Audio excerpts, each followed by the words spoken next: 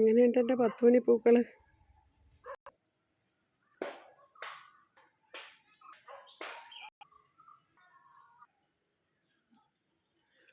ഇതാ ഇതുപോലെ തൂക്ക് ചട്ടിയിൽ വളർത്താങ്കിയുണ്ടല്ലോ, അതും വെയിലത്ത് നല്ല വെയിൽ വേണം. 10 മണിക്ക് തണലിൽ നിങ്ങൾ വളർത്തിയെന്നും പറഞ്ഞ് പൂവ് ഉണ്ടാവില്ല. ഇതൊക്കെ ടെറസിൻ്റെ മുകളിലാണ്, കണ്ടില്ലേ? ഒരു 5 കൊണ്ട നുള്ളി ചെടിച്ചട്ടിയുടെ മധ്യത്ത് വെച്ച് കൊടുക്കണം. നമ്മൾ സൈഡിലൊന്നും വയ്ക്കേണ്ട ആവശ്യമൊന്നുമില്ല.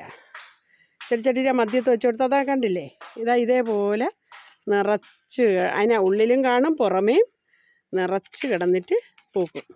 കണ്ടില്ലേ എന്തോരം പൂവുണ്ടെന്ന് കണ്ടില്ലേ? എങ്ങനെയുണ്ട്?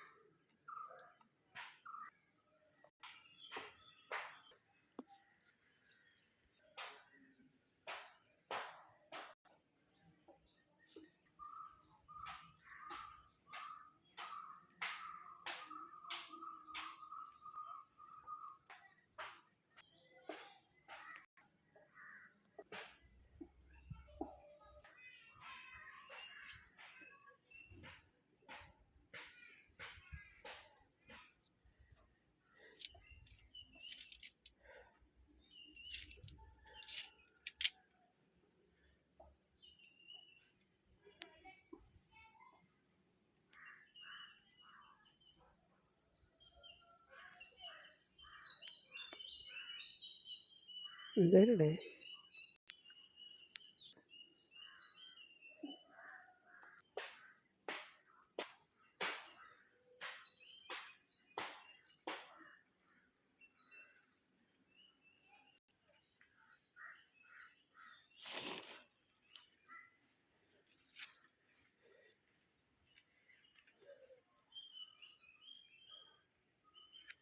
കണ്ടില്ലേ? 10 മണി ചട്ടിയിൽ നിറച്ച് ചെടികൾ കണ്ടില്ലേ? പൂക്കൾ അടിപൊളിയല്ലേ? തൂക്കുചട്ടിയിൽ വെയിലത്ത് നല്ല വെയിൽ വേണം. തൂക്കുചട്ടിയിൽ 10 മണി ചെടി നടണമെങ്കിൽ തൂക്കുചട്ടിയിൽ തന്നെ നടണം. അതുപോലെ വെയിലും വേണം. കണ്ടില്ലേ?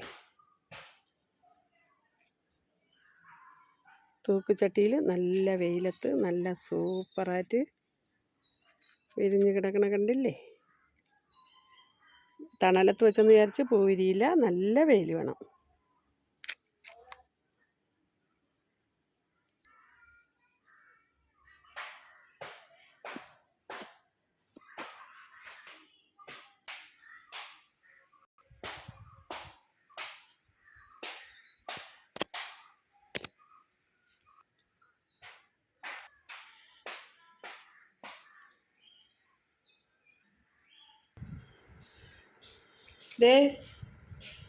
തൂക്കുചട്ടിയിൽ മധ്യഭാഗത്ത് ഒരു 5 കൊണ്ട ഒടിച്ച് വെച്ചാൽ മതി. ഇതേപോലെ പടർന്നിരച്ച് പൂക്കും.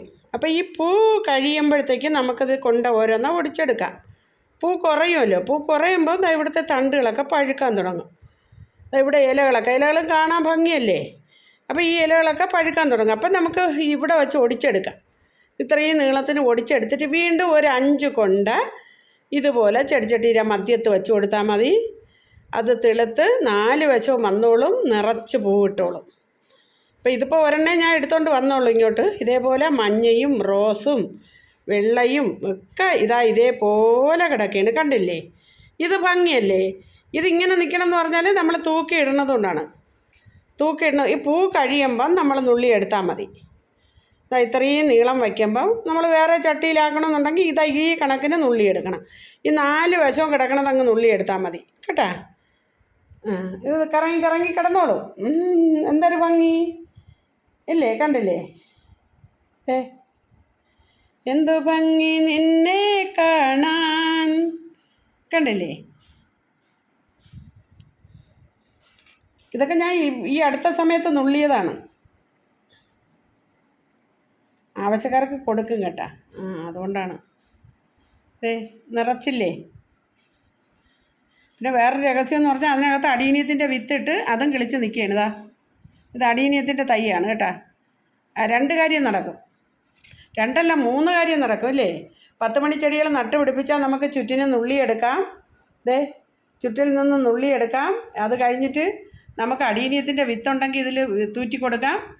നമ്മളൊന്നും അറിയണ്ട. അത് തണലും കിട്ടും ഇല്ലേ. ഈ മധ്യത്തെയൊക്കെ ഇതിങ്ങനെ കിളിച്ച് വരണോണ്ട് തണലും ഉണ്ട്. അപ്പോൾ വിത്തുകൾ ഇതിൽ കിടന്ന് കിളിച്ച് കയറും. എന്തു ഭംഗി നിന്നെ കാണാൻ എൻ്റെയോ മലയാളേ. കണ്ടില്ലേ? എല്ലാവരും പറയും ഇത് 4 വർഷമായ ചെടിച്ചട്ടിയാണിത്. ചെടിച്ചട്ടിയും ചെടികളുമാണ്. ഇതിൽ നിന്ന് ഞാൻ നുള്ളി എടുക്കും. കണ്ടില്ലേ? ഇപ്പോഴും നുള്ളാറായി. ഇത് ഇങ്ങനെ നടന്നതുകൊണ്ട് നമുക്ക് കണ്ട് ആസ്വദിക്കാം. നല്ല പൂക്കൾ കിട്ടും, നല്ല ചെടികൾ നല്ല തഴപ്പിൽ വളരും, ചെടികൾ അഴുകിപ്പോകില്ല. പിന്നെന്താണ്, നമുക്ക് നുള്ളിയെടുത്ത് ആവശ്യക്കാർക്ക് കൊടുക്കാം. നമുക്കില്ലാത്ത സാധനങ്ങൾ 10 രൂപ നമുക്ക് കിട്ടിക്കഴിഞ്ഞാൽ നമുക്കില്ലാത്ത സാധനങ്ങൾ നമുക്ക് വാങ്ങിക്കാം അല്ലേ. ഇപ്പം 10 മണിച്ചെടിയല്ലേ ഒടിച്ച് കൊടുത്തൂടെ എന്നൊക്കെ ചോദിക്കും. നമ്മളും പൈസ കൊടുത്തൊക്കെ അല്ലേ വാങ്ങിച്ചത്. അപ്പം നമുക്ക് അതുപോലെ പൈസയ്ക്ക് കൊടുക്കാം. കഷ്ടപ്പെട്ടല്ലേ ഇതെല്ലാം ഉണ്ടാക്കണത്. അപ്പോൾ കാണാൻ ഭംഗി ഏറ്റവും നല്ലതെന്ന് പറയണത് ഇങ്ങനെ ചെയ്യണതാണ്. ലാഭം ഇതാണ്. പിന്നെ അല്ലാതെ പല രീതിയിലും നടാം. ഞാനും വേറെ രീതിയിലൊക്കെ നട്ടിട്ടുണ്ട്.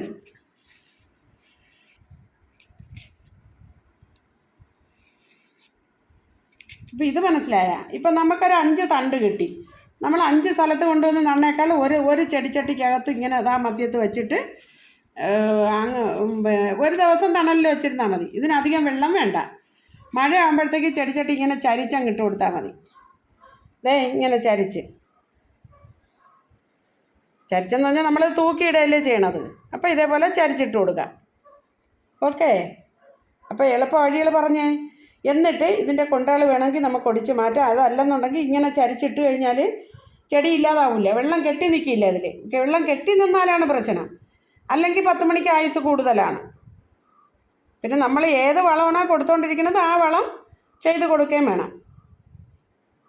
അപ്പോൾ ഓക്കെ, താങ്ക് യു. ചാലക്കുടിയിൽ നിന്നും ലീലാമണി. അപ്പോൾ എല്ലാവരും എൻ്റെ വീഡിയോ കാണുക, സപ്പോർട്ട് ചെയ്യുക. ഓക്കെ. കൊച്ചു പിള്ളേരെ കണക്ക് വയസ്സാം കാലത്ത് ചെടികളൊക്കെ നട്ട് ഇങ്ങനെ അങ്ങ് സുഖിച്ച് നടക്കുകയാണ് കേട്ടാ. നമുക്ക് വലിയ സന്തോഷമാണെന്നേ. അപ്പോൾ എൻ്റെ സന്തോഷം നിങ്ങൾക്കും. Okay, thank you.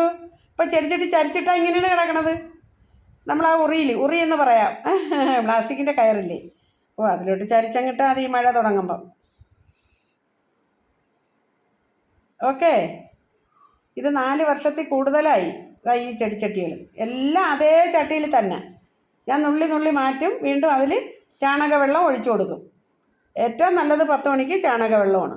അപ്പോൾ ചെടിക്ക് ആയുസ് കൂടും, ആരോഗ്യം കൂടും, പൂക്കൾ കൂടുതൽ തരും, കൂടുതൽ താൻ നിലനിൽക്കും. കാരണം ഈ അല്ലാതുള്ള പുതിയ വളങ്ങളൊക്കെ ചേർത്ത് കൊടുത്താൽ എന്താണ് സംഭവിക്കുന്നത്? ചെടി പെട്ടെന്ന് നീറിപ്പോവും.